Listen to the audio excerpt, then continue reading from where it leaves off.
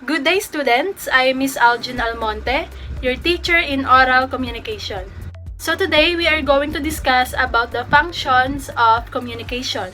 But before anything else, I hope you will all listen and focus on the discussion. And most importantly, don't forget to take down notes. Now let us have first the learning objectives. At the end of this lesson, you students should be able to identify the functions of communication and define social interaction. So now let us start with our lesson, the function of communication.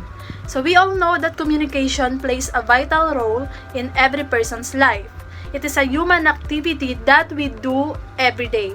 But do you know that communication has its functions? Yes, right. So let us define what is the function of communication. Okay, so when we say function of communication, it refers to how people use communication for different purposes. And also, it refers to how communication is affected by time, place, and situation. Okay, so now I have here some pictures and I want you to take a look at this. So what comes to your mind after seeing these pictures?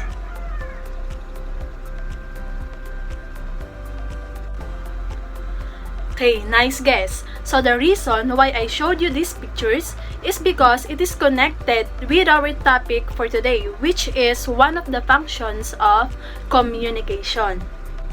Social interaction. Okay, so let us define what is social interaction. So when we say social interaction, it refers to spontaneous verbal exchanges occurring in natural settings that are typically familiar to the interactants. So meaning to say, when we say social interaction, it is the most familiar and primary reason why people want to communicate. Aside from that, social interaction is used to develop and maintain bonds, intimacy, relations, and associations. So it allows us people to be connected with each other or with one another. Like in these pictures that I showed you earlier. So these are examples of social interaction. Social interaction is also used to express preferences, desires, needs, wants, decisions, and goals. Okay, like for example, in an invitation. So, we talk or we interact with someone and ask them what they like or what they want. Okay, another one in a proposal or specifically marriage proposal. So, you talk to someone you love or you communicate with them to express what you want or what you desire. Another one in encouraging someone. So, you talk or communicate with the person to show or to give some words or encouragement for them to feel good.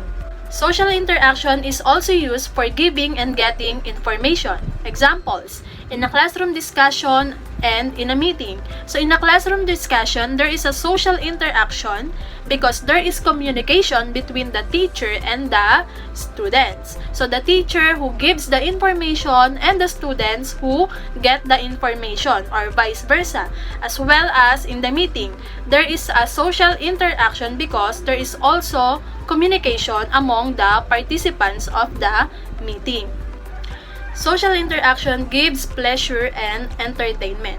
So when we are talking or communicating with other people, it gives us a different kind of emotions, like happiness, especially when we are talking with our family or friends. So now, what do you think will happen when you have no social interaction? Do you think you can live without social interaction?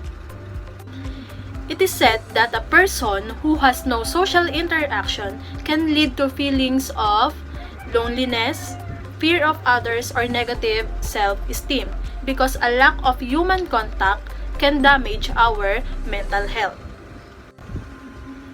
Now, do you think social interaction is important in our life? Yes, it is very important in our life. Why? The first one, it helps us improve our well-being physically and mentally. The second one, it helps us to cope with stress and anxiety.